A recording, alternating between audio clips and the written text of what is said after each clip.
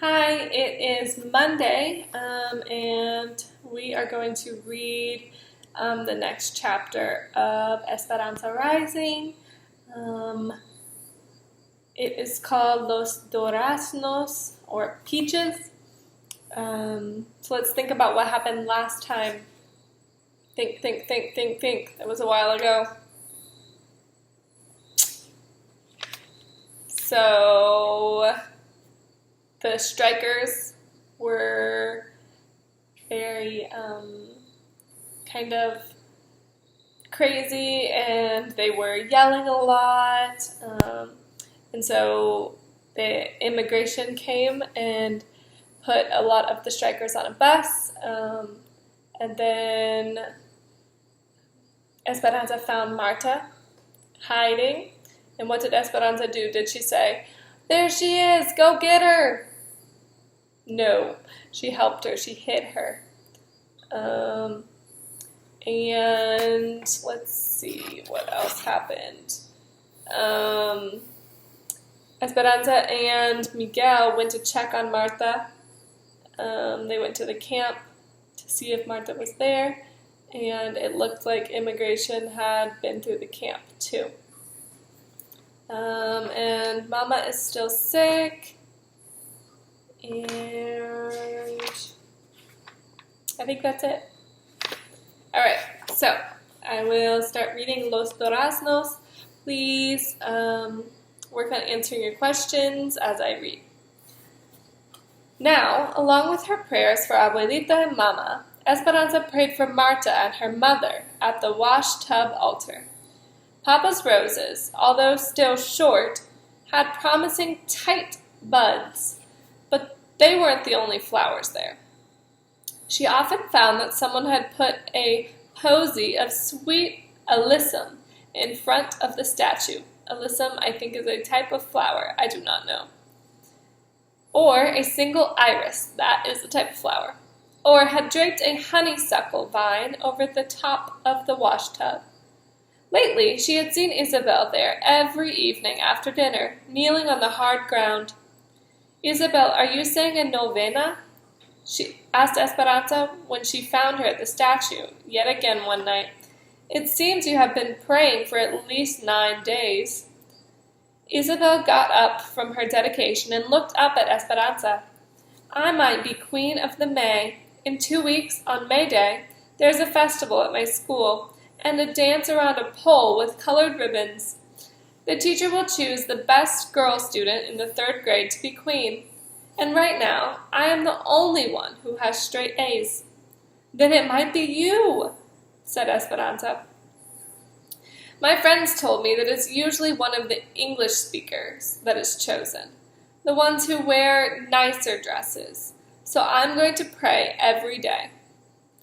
Esperanza thought all about the beautiful dresses she had outgrown in Mexico, how she wished she could have passed them on to Isabel. Esperanza began to worry that she would be disappointed. "Well, even if you are not the queen, you will still be a beautiful dancer, right?" "Oh, but Esperanza, I want so much to be the queen. I want to be la reina, like you." She laughed. "But regardless, you will always be our queen." Esperanza left her there, devoutly praying, and went to the cabin. "Has a Mexican girl ever been chosen Queen of the May?" she asked Josefina. Josefina's face took on a disappointed look, and she silently shook her head no. "I have asked. They always find a way to choose a blonde, blue-eyed queen." "But that's not right," said Esperanza, "especially if it is based on grades. There is always a reason. That is the way it is," said Josefina. "Melina told me that last year the Japanese girl had the best marks in the 3rd grade, and they still did not choose her." "Then what is the point of basing it on grades?" asked Esperanza, knowing there was no answer to her question. Her heart already ached for Isabel. A week later, Esperanza put yet another bundle of asparagus on the table after work. The tall and feathery asparagus plants seemed to be as unrelenting as Isabel's desire to be queen. The workers picked the spears from the fields, and a few days later the same fields had to be picked again because new shoots were already showing their heads. And Isabel talked of nothing else except the possibility of wearing the winner's crown of flowers on her head. "I hate asparagus," said Isabel, barely looking up from her homework. "During grapes, you hate grapes. During potatoes, you hate potatoes. And during asparagus, you hate asparagus. I suppose that during peaches, you will hate peaches." Isabel laughed. "No, I love peaches." Hortensia stirred a pot of beans, and Esperanza took off the stained apron she wore in the sheds and put on another. She began measuring the flour to make tortillas. In a few minutes she was patting the fresh dough that left her hands looking as if she wore white gloves. "My teacher will choose the Queen of May this week," said Isabel. Her entire body wiggled with excitement. "Yes, you have told us," said Esperanza, teasing her. "Do you have anything new to tell us?" "They are making a new camp for people from Oklahoma," said Isabel. Esperanza looked at Hortensia. "Is that true?" Hortensia nodded. They announced it at the camp meeting. The owner of the farm bought some army barracks from an old military camp and is moving them onto the property not too far from here. "They get inside toilets and hot water and a swimming pool," said Isabel. "Our teacher told us all about it, and we will be able to swim in it." "1 day a week," said Hortensia, looking at Esperanza. "The Mexicans can only swim on Friday afternoons before they clean the pool on Saturday mornings." Esperanza pounded the dough a little too hard. "Do they think we are dirtier than the others?" Hortensia did not answer, but turned to the stove to cook a tortilla on the flat black comal over the flame. She looked at Esperanza and held her finger to her mouth, signaling her not to discuss too much in front of Isabel. Miguel walked in, kissed his mother, then picked up a plate and a fresh tortilla and went to the pot of beans. His clothes were covered in mud that had dried gray. "How did you get so dirty?" asked Hortensia. Miguel sat down at the table. "A group of men showed up from Oklahoma. They said they would work for half the money, and the railroad hired all of them." He looked into his plate and shook his head. "Some of them have never even worked on a motor before. My boss said that he didn't need me, that they were going to train the new men. He said I could dig ditches or lay tracks if I wanted." Esperanza stared at him, her hands covered in flour. "What did you do?" "Can you not tell from my clothes? I dug ditches." His voice was sharp, but he continued eating as if nothing were wrong. "Miguel, how could you agree to such a thing?" said Esperanza. Miguel raised his voice. "What would you have me do instead? I could have walked out, but I would have no pay for today. Those men from Oklahoma have families too. We must all work at something, or we will all starve." A temper Esperanza did not recognize raged to the surface. Then, like the irrigation pipes in the fields when the waters first turned on, her anger burst forth. Why didn't your boss tell the others to dig the ditches?" She looked at the dough she was holding in her hand and threw it at the wall. It stuck on the wall for an instant, then slowly slid down, leaving a trail. Isabel's serious eyes darted from Miguel to Esperanza to Hortensia. "Are we going to starve?" "No," they all answered at the same time. Esperanza's eyes were on fire. She stomped out of the cabin, slamming the door, and walked past the mulberry and chinaberry trees to the vineyard. She hurried down a row, then cut over to another. "Esperanza!" She heard Miguel's voice in the distance, but she didn't answer. When she got to the end of one row, she moved up to another. "Anza!" She could hear him running down the rows, catching up with her. She kept her eyes on the tamarisk trees in the far distance and walked faster. Miguel eventually caught her arm and pulled her around. "What is the matter with you? Is this the better life that you left Mexico for? Is it? Nothing is right here. Oh, nothing is right here. Isabel will certainly not be queen, no matter how badly she wants it, because she is Mexican. You cannot work on engines because you are Mexican. We have gone to work through angry crowds of our own people who threw rocks at us, and I'm afraid they might have been right. They send people back to Mexico even if they don't belong there, just for speaking up. We live in a horse stall, and none of this bothers you? Have you heard that they are building a new camp for the Okies with a swimming pool? The Mexicans can only swim in it on the afternoon before they clean it. Have you heard they will be given inside toilets and hot water? Why is that, Miguel? Is it because they are the fairest in the land? Tell me, is this life really better than being a servant in Mexico? Miguel looked out over the grapes, where the sun set low on the horizon, casting long shadows in the vineyard. He turned back to her. In Mexico, I was a second-class citizen. I stood on the other side of the river, remember? And I would have stayed that way my entire life. At least here I have a chance, however small, to become more than what I was. You obviously can never understand this because you have never lived without hope.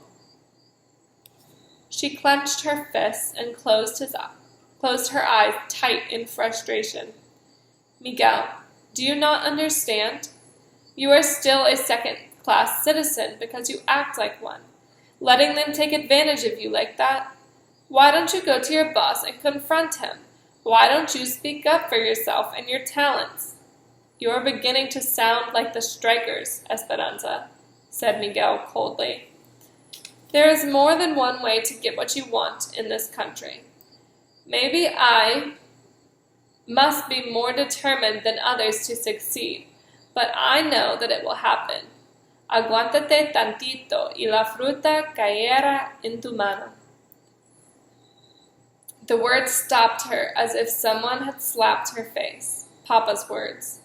Wait a little while, and the fruit will fall into your hand. But she was tired of waiting. She was tired of Mama being sick, and Abuelita being far away, and Papa being dead. As she thought about Papa, tears sprang from her eyes, and she suddenly felt weary, as if she had been clinging to a rope, but didn't have the strength to hold on any longer. She sobbed with her eyes closed, and imagined she was falling, with the wind whooshing past her, and nothing but darkness below. Anza, could I fall all the way back to Mexico if I never opened my eyes again? She felt Miguel's hand on her arm and opened her eyes. Anza, everything will work out, he said. Esperanza backed away from him and shook her head. How do you know these things, Miguel? Do you have some prophecy that I do not? I have lost everything, every single thing, and all the things that I was meant to be. See these perfect rows, Miguel? They are like what my life would have been. These rows know where they are going, straight ahead. Now my life is like the zigzag in the blanket on Mama's bed. I need to get Abuelita here, but I cannot even send her my pitiful savings for fear my uncles will find out and keep her there forever. I pay Mama's medical bills, but next month there will be more. I can't stand your blind hope. I don't want to hear your optimism about this land of possibility when I see no proof. As bad as things are, we have to keep trying. But it does no good. Look at yourself. Are you standing on the other side of the river? No, you are still a peasant. With eyes as hard as green plums, Miguel stared at her, and his face contorted into a disgusted grimace, like he was disgusted. He hated what she said. And you still think you are a queen. Ooh. Miguel and Esperanza are not getting along. The next morning, Miguel was gone.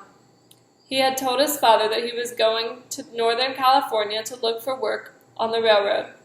Hortensia was confused and worried that he would leave so suddenly, but Alfonso reassured her. He is determined, and he is 17 now. He can take care of himself. Esperanza was too ashamed to tell anyone what was said in the vineyard, and secretly, she knew that Miguel's leaving was her fault. When she saw Hortensia's anxiety, Esperanza felt a heavy responsibility for his safety. She went to Papa's roses, and when she saw the first bloom, her heart ached because she wished she could run and tell Miguel. "Please, Our Lady," she prayed, "don't let anything happen to him, or I will never be able to forgive myself for the things that I said." Esperanza kept her mind off Miguel by working hard and concentrating on Isabel. When Esperanza saw a lug of early peaches come into the shed, she set aside a bag to bring home to her. She just had to have them, especially today. As she walked down the row of cabins after work, she could see Isabel in the distance, waiting for her. Isabel sat up straight, primly, with her small hands folded in her lap, her eyes searching the row. When she saw Esperanza, she jumped up and ran toward her. As she got closer, Esperanza could see tears streaking on her cheeks. Isabel threw her arms around Esperanza's waist. "I did not win Queen of the May," she said, sobbing into the folds of her skirt. "I had the best grades, but the teacher said she chose on more than just grades." Esperanza wanted desperately to make it up to her. She picked her up and held her. "I'm sorry, Isabel. I'm so sorry they did not choose you." She put her down and took her hand, and they walked back to the cabin. "Have you told the others, your mom?" "No," she sniffed. "They are not home yet. I was supposed to go to Irene and Melina's, but I waited for you." Esperanza took her into the cabin and sat on the bed next to her. "Isabel, it does not matter who won. Yes, you would have made a beautiful queen, but that would have lasted for only one day. A day goes by fast, Isabel, and then it is over." Esperanza bent down and pulled her bag from under the bed and opened it. The only thing left inside was the porcelain doll. She had shown it to Isabel many times, telling her the story of how Papa had given it to her. Although it was a little dusty, the doll still looked lovely, its eyes hopeful like Isabel's usually were. "I want you to have something that will last more than one day," said Esperanza. She lifted the doll from the bag and handed it to Isabel, "to keep as your own." Isabel's eyes widened. "Oh, no, Esperanza," she said, her voice still shaky and her face wet with tears. Your Papa gave her to you." Esperanza stroked Isabel's hair. "Do you think my Papa would want her buried inside a bag all the time with no one playing with her? Look at her. She must be lonely. She is even getting dusty. And look at me. I am much too old for dolls. People would make fun of me if I carried her around. And you know how I hate it when people laugh at me. Isabel, you would be doing me and my Papa a favor if you would love her." "Really?" said Isabel. "Yes," said Esperanza. "And I think that you should take her to school to show all your friends. Don't you agree? I'm sure none of them, not even the Queen of May, has ever owned something so beautiful." Isabel cradled the doll in her arms, her tears drying on her face. "Esperanza, I prayed and prayed about being Queen of the May. Our Lady knew that being queen would not last, but that doll would be yours for a long time." Isabel nodded, a small smile beginning. "What will your mama say?" Esperanza hugged her. "I have a meeting with the doctor this week, so if he lets me, I will ask her. But I think that Mama would be very proud that she belongs to you." Then, grinning, she held out a bag of peaches. "I hate asparagus, too." Wow, it's so different how Esperanza acts now versus how she used to act. Except for the mean thing she said to Miguel in the vineyard. I think she's maturing. What do you think? Esperanza and Hortensia waited for the doctor at his office. Hortensia sat and tapped her foot, and Esperanza paced, looking at the diplomas on the wall. Finally, the door swung open and the doctor walked in, then scooted behind his desk and sat down. Esperanza, I have good news, he said. Your mother's health has improved and she'll be well enough to leave the hospital in a week. She is still a little depressed, but I think she needs to be around all of you. Please remember, though, that once she goes home, she will have to rest to build up her strength. There is still a chance of hope. There is still a chance of relapse. Relapse means if you get better from a disease, you can still get it again. So there's still a chance that she will get it again and get worse. Esperanza started laughing and crying at the same time. Mama was coming home. For the first time in 5 months since Mama had entered the hospital, Esperanza's heart felt lighter. The doctor smiled.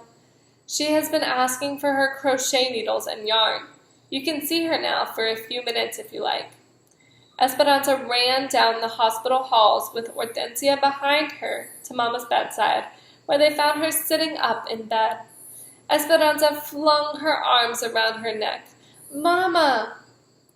Mama hugged her, then held her at arm's length and studied her. Oh, Esperanza, how you've grown. You look so mature. Mama still looked thin, but not so weak. Esperanza felt her forehead, and there was no fever. Mama laughed at her. It wasn't a strong laugh, but Esperanza loved the sound. Hortensia pronounced that her color was good, and promised to purchase more yarn so that it would be waiting when she came home. You would not believe your daughter, Ramona. She always gets called to work in the sheds. She cooks now, and takes care of the babies as well as their own mother. Mama reached up, pulled Esperanza to her chest, and hugged her. I am so proud of you. Esperanza hugged Mama back. When the visiting hour was over, she hated to leave, but kissed Mama and said her goodbyes, promising to tell her everything as soon as she came home. All week, they prepared for Mama's homecoming. Hortensia and Josefina scrubbed the little cabin until it was almost antiseptic. So that means, clean enough to be used in a hospital. Esperanza washed all the blankets and propped the pillows in the bed. Juan and Alfonso cushioned a chair and several crates under the shade trees so that Mama could recline outside during the hot afternoons. On Saturday, as soon as Esperanza helped Mama from the truck, she wanted a quick tour of Papa's roses, and she got weepy when she saw the blooms. Visitors came all afternoon, but Hortensia would only let people stay a few minutes. Then she shooed them away for fear Mama wouldn't get her rest. That night, Isabel showed Mama the doll and how she was taking care of it, and Mama told her that she thought Isabel and the doll belonged together. When it was time for bed, Esperanza carefully laid down next to Mama, hoping she wouldn't disturb her. But Mama moved closer and put her arms around Esperanza and held her tightly. Mama, Miguel is gone, she whispered. I know, mija. Hortensia told me. But Mama, it is my fault. I got angry and told him he was still a peasant, and he left. It could not have been all your fault. I'm sure he knows you didn't mean it. He'll come back soon. He couldn't be away from his family for long. They were quiet. Mama, we've been away from Abuelita for almost a year, said Esperanza. I know, said Mama quietly. It does not seem possible. But I've saved money. We can bring her soon. Do you want to see how much? Before Mama could answer, Isabel turned on the light, checking to make sure she hadn't woken Isabel up. She tiptoed to the closet and took out her bag. She grinned at Mama, knowing how proud she would be of all the money orders. She opened the bag, and her mouth dropped open. She couldn't believe what she saw. She tipped the bag upside down and shook it hard. It was empty.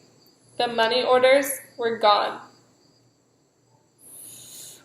Oy. I wonder what happened. Alright, so you should have some questions.